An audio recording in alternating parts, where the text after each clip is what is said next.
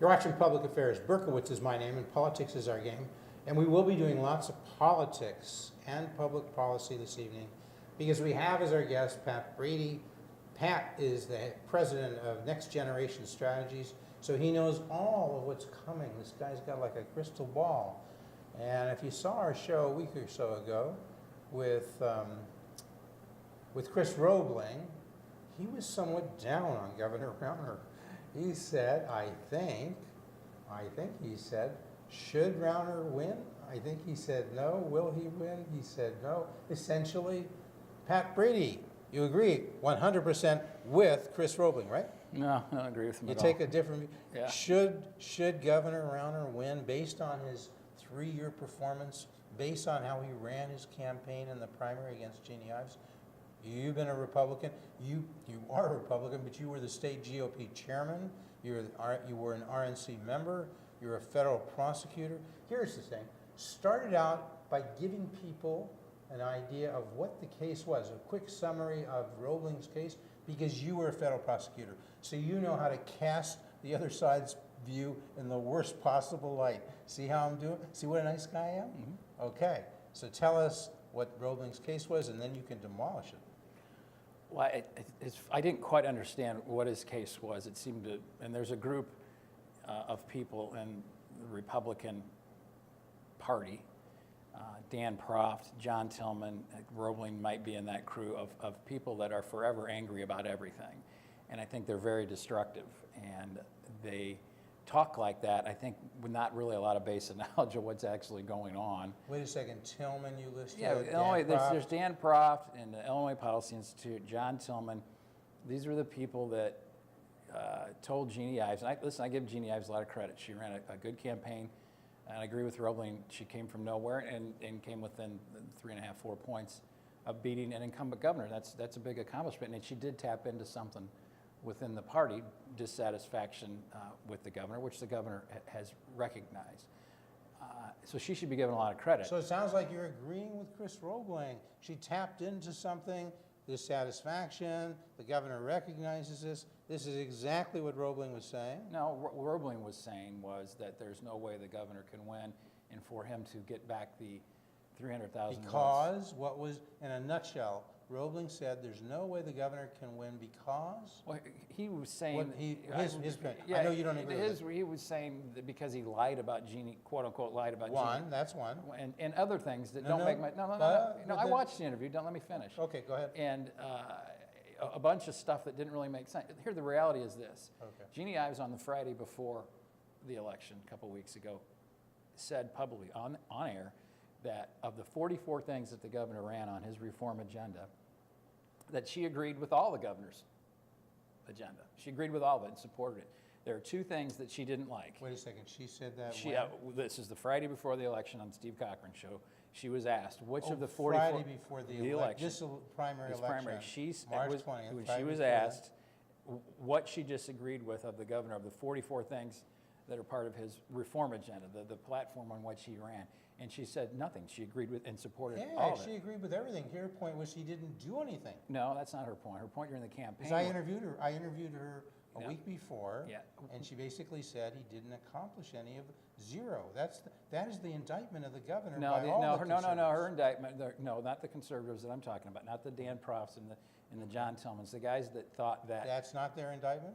No, their indictment. No, it's on the. There's 2 issues: the HB 40 issue and the Trust Act issue. That the quote unquote the sanctuary state. No, Trust Act. They call it sanctuary state. Then that's they're misleading the public on what it is. It's not a sanctuary state bill. But they do, just so we're clear. I know, that's my point. These are the far fringe, not Jeannie, but the Profts and the Tillmans and Roebling, I think, buys into this, that specialize in losing elections. By using that kind of rhetoric and taking that kind of approach. If you look at what happened in the last election, again, I can give Jeannie her credit, but she lost.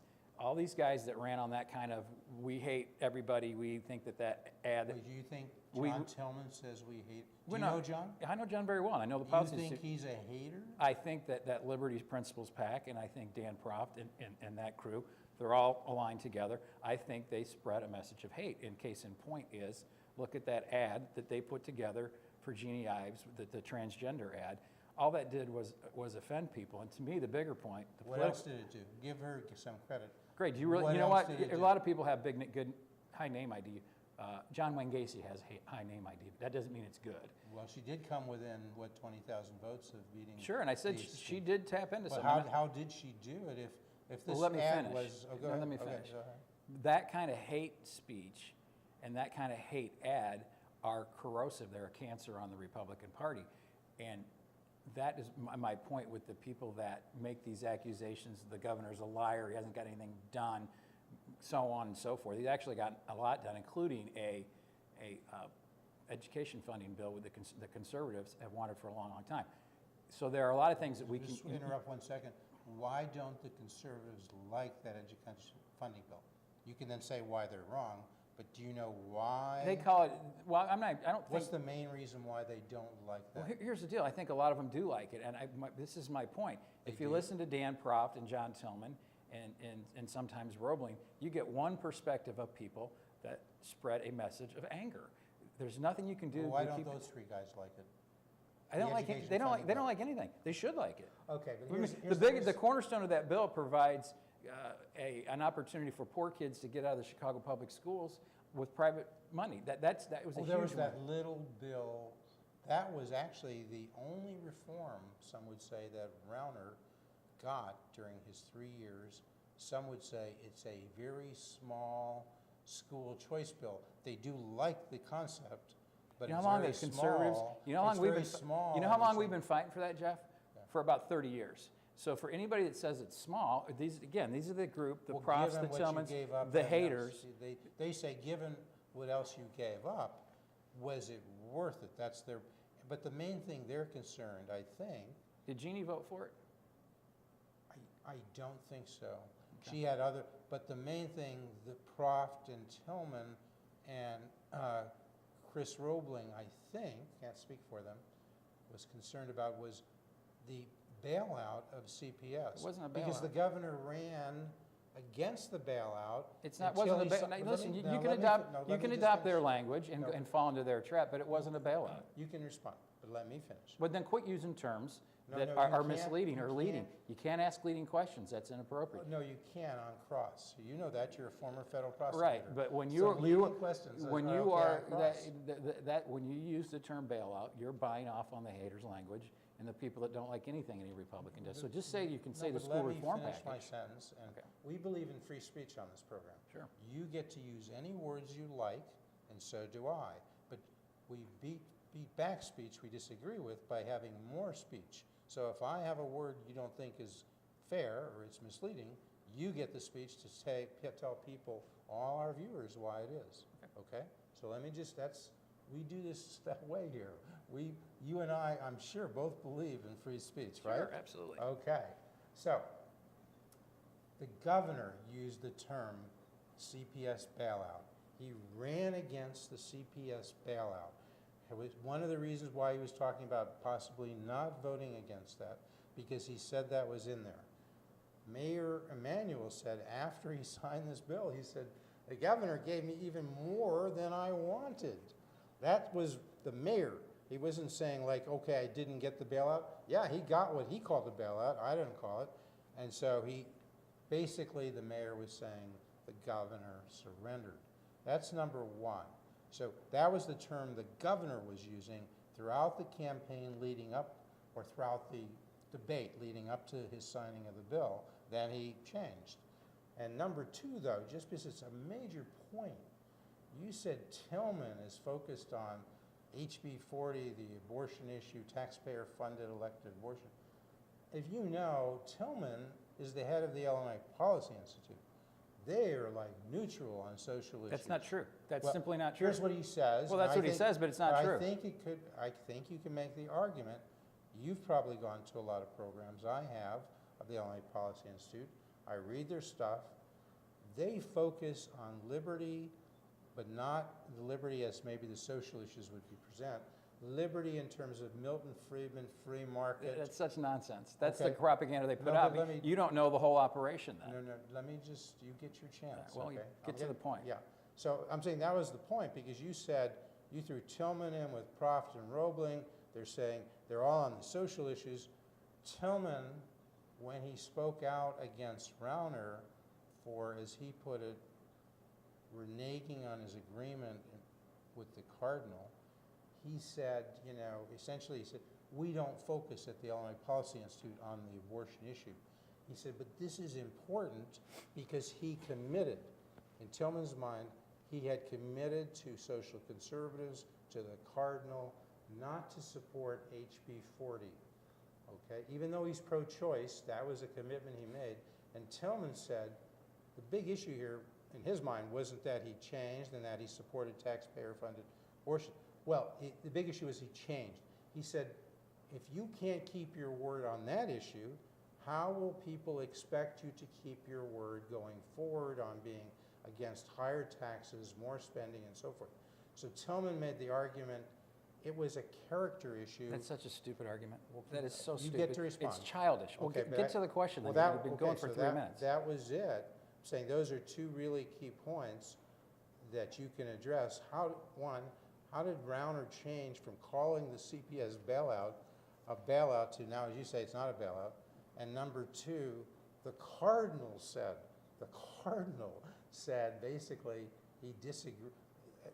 The governor lied. He committed to doing this and he didn't. When the cardinal says essentially you lied, you have major cleanup. That's so the big argument here, the big thing for you to address. Do you really think it's just 3 people, Proft, Tillman, and Roebling, since Jeannie came within 20,000 votes of beating a sitting governor and she was a little-known state representative, maybe there are like 340,000 who are buying into that argument that you're trying to dismiss. That is the question. And if so, how does Governor Rauner win back those 340,000 and many people who are conservatives but didn't vote in the primary but will vote in the general? Got the question? Yeah. Here's the point. J.B. Pritzker yesterday gave us conservatives, moderates, the party in general. And just keep it up. Can I finish?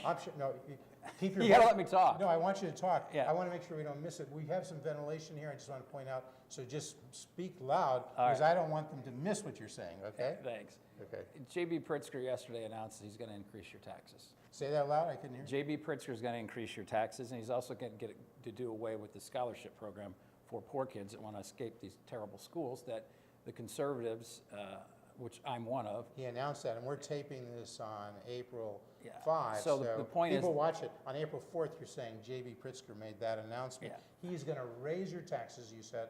Pritzker said this, and he's going to destroy or back away from that school choice. No, he's going to get rid of it. He's going to get rid of it. Yeah. Okay. I just want to make sure. So there's I 2 wanna points there. amplify your You got point, it. okay. Two points. He's going to increase your taxes.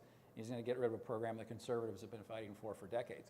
So right there, that is a catalyst to unify the party. And my point with the Tillmans and the Profts, you don't know much about the IP operation because they have a Liberty Principles PAC, one of their PACs. I know about that. Okay, but you don't, they were actively involved in all these campaigns that they lost, running that same hate message, and it doesn't work. My point is, articulate it again for us, the hate message. Articulate it for us. they hate everybody. The transgender ad. If you're not like us, if you're transgender, we're not interested in having you in the party. If you're gay, we don't want you in the party. This purity test of what they call conservatism, which I call hate speech, and I think that they're all wrapped up in this, and that's the bigger point, Jeff, is they specialize in losing elections. Everything they did, with the exception of one race, Those they lost. three people you're talking about. Not putting Robley in that basket because he's not involved So in there. you're talking now more Proft and Tillman. But Proft and Tillman and that Liberty Principles PAC, they spent millions of dollars to lose elections, and they lose because they don't realize we live in a state that Hillary Clinton beat Donald Trump by 1 million votes. And you can't be this small sliver conservative, social conservative purity class and expect to actually win in this state. The issues that, if we focus on the tax issues, on that education issue, we do very well, but when you get to the far right with these social issues, we lose. Can we go to the tax issues then? Because some would say when they indict the governor, they say, he put $5 billion on the table. He said, I want some reforms, but if you give me some reforms, I'll give you this $5 billion in new revenue. So. And he ran on that. and he won by 5 points. Well, He ran on that. You're and talking 2014. When he ran for governor, he said, listen, I want some of my, we need more revenues, because what they did is the huge Quinn tax increase that was quote unquote temporary, they let go back to from 5 to 3%, so we had a big revenue gap because the Democrats have spent too much, and Republicans. And the governor said, hey, we need these reforms. If we get some of my reforms, I'll work with you. That's politics, that's compromise. And that's what you need to do in a state that is controlled by the Republicans, and the Republicans as governor, and where the speaker is powerful as Mike Madigan. In your mind, since he spoke of 44 reforms, if you have been there as an advisor, or maybe you were you advising the governor? No. But if you have been early on, would you have said, here are 2 or 3, Governor, here are 2 or 3 really major reforms that I think are really important, say, on jobs and employment? He did do that. Okay, so articulate for us the 2 or 3 most important reforms that you said he highlighted. Tell me what they were and why they were important. Well, at the end...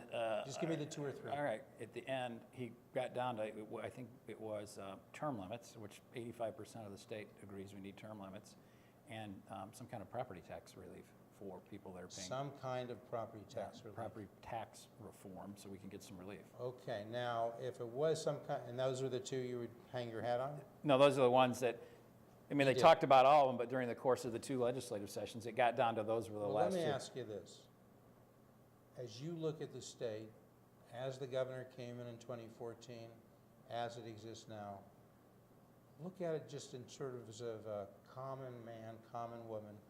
What do you observe in the state that seems to be the major problem, and was the major problem when he came in 2014, and some would say continues to be? We Give us the spend, 2 we or spend 3 more ones. than we take in. The government's too big. And we have a pension debt that's smothering the rest of our ability to pay for the essential services you need to provide as We a spend more than response. we take in. And a lot of it, I think maybe a quarter of it now is pension payments. Okay, and so as a result of that, what is happening? What are people doing who live here and have lived here for a long time? Well, a lot of them are struggling. But some of them are doing what? They're struggling? Yeah, no, a lot of people are leaving. That's the, okay. Yeah, that's fine. Is that right? Because the Illinois Policy Institute does focus a lot on that. Proft focuses a lot on that. If you listen to his program, The Answer, on a little plug for, what is it? It's WIND 568. I wouldn't listen to that. Okay, but seriously, if you do, he talks a lot about, and I want to know if you agree with him, people are looking here and they're saying property taxes are too high, and this is also minorities. This may come up in the general election. Rauner may push on this, because there are people, especially minorities on the far south side, who've invested in homes and are paying very high property taxes, and they're not getting much for it. Well, so what I'm is- saying is they're this is- leaving, other people are leaving. We're losing population. It's been going on for a long time, Sure. because the state has had problems for a long time, and the taxpayers are leaving. So is that a problem, and do you think you reverse that with term limits and a property tax cap? Or some, you said something about property taxes. Are those the 2, first question, is the major problem, people are leaving, businesses are leaving, Illinois needs to reverse that? Do I have that right? Is there agreement between you and your opponents in the Republican Party?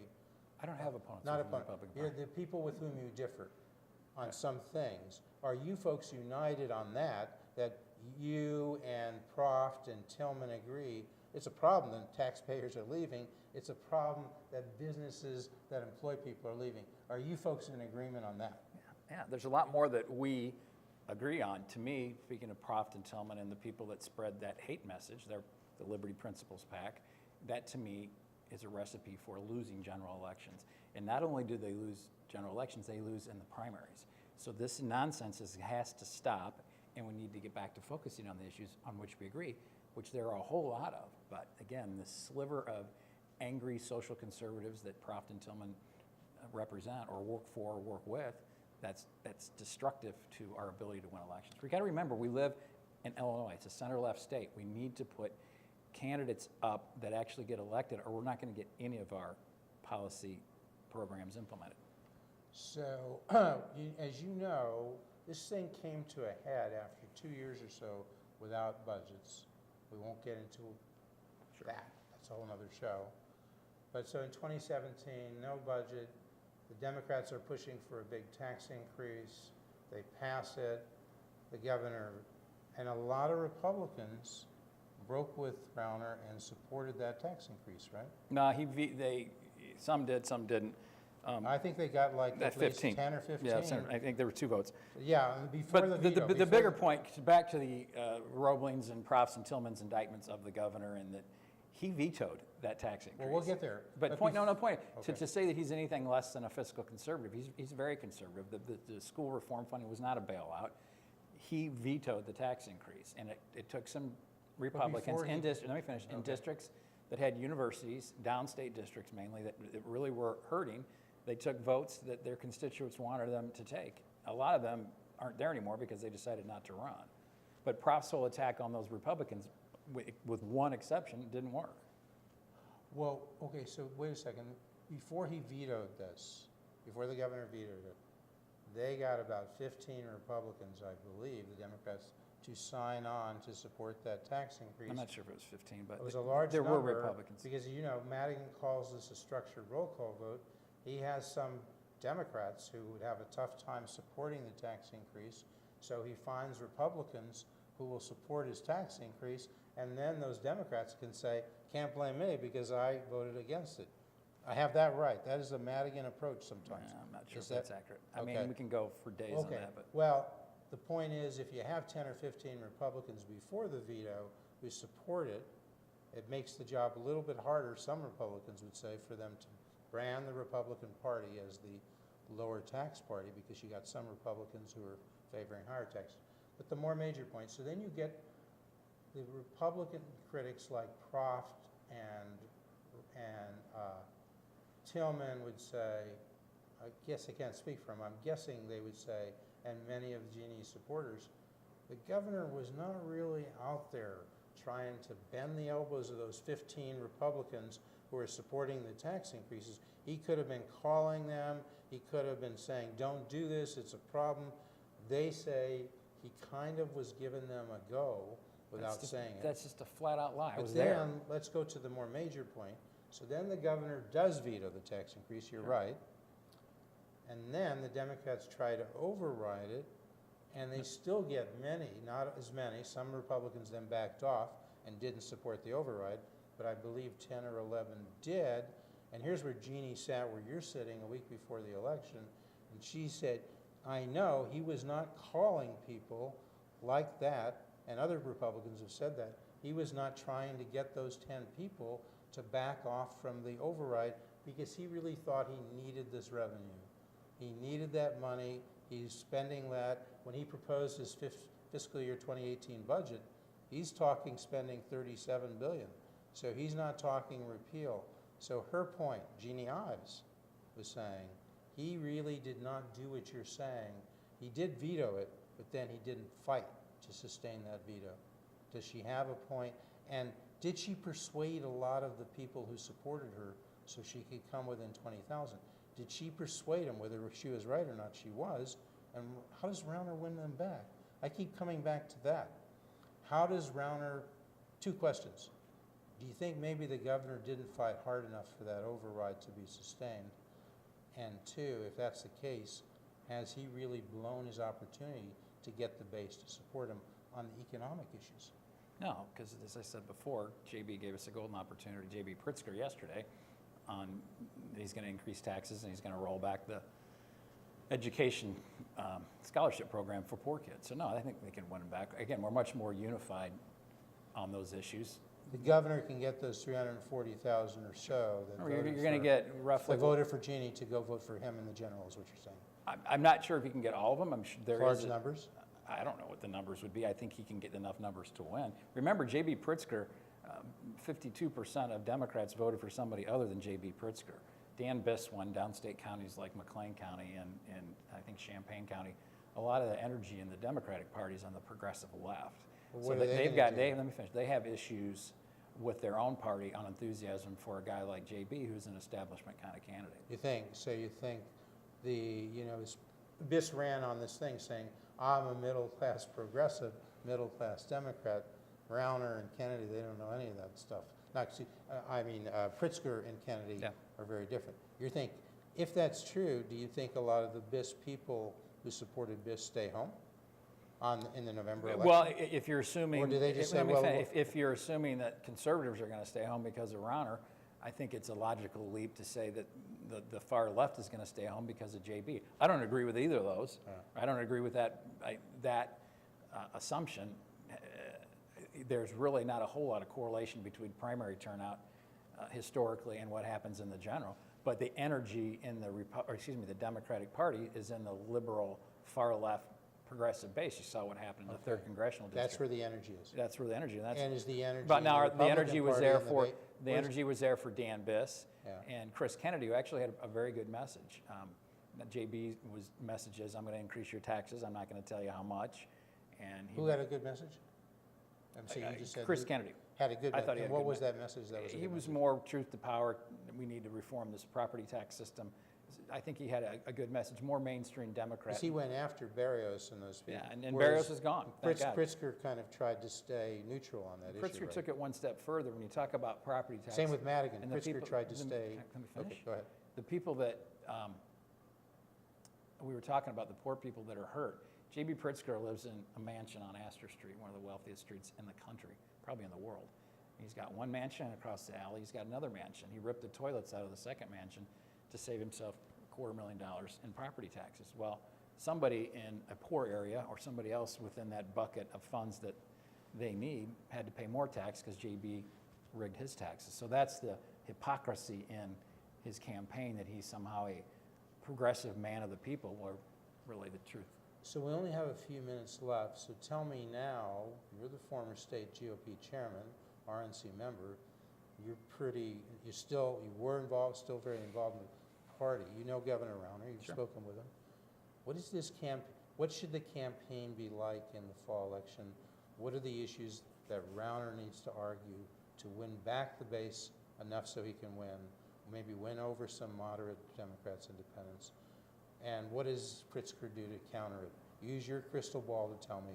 Let's focus, what are the 2-3 big issues in the fall election between Pritzker and Rauner? I think taxes is going to be a big issue, both. And there's a lot of definitions of taxes: income taxes, property taxes, sales taxes. I think that's going to be a big issue, but it's going to, way it's going to square up, it's going to be, do you want to go back to what we've had in the last 20 years with Mike Madigan, Pat Quinn, now J.B. Pritzker running the state and putting us in the condition that we're in, more of the same? Or do you want to continue with Governor Rauner and continue to try to get his reform agenda done, which most of the points a lot of the people in the state agree with? I mean, simple things like term limits and maybe redistricting reform and some of the other fiscal reforms, particularly property taxes. So I think that's the way it's going to shake out. And what are the odds Rauner can win? It's too far out to tell. You can't tell. You just can't tell. We're 6-7 months out. I remember Pat Quinn was down 15 points in Labor Day in 2010 and ended up winning. So you can't tell. Anybody that says they don't know what they're talking about. Okay, so folks, just remember, we're out of time, so I want you take a commitment. You take the oath. You come back next week and every week to Public Affairs, but not to see Berkowitz. Nothing, okay? To see people like Pat Brady, okay, who can correct Berkowitz, so keep me from going Nicely. Keep me from going off the deep end. Thank you so much for coming anytime, out, buddy. Pat. Good to see you. We come back and keep Yeah, I'm us sorry, on the it's a little straight and late. narrow? Yeah, well, that's, you're right sometimes. All Just right. kidding you. All right, you come back next week and every week to Public Affairs.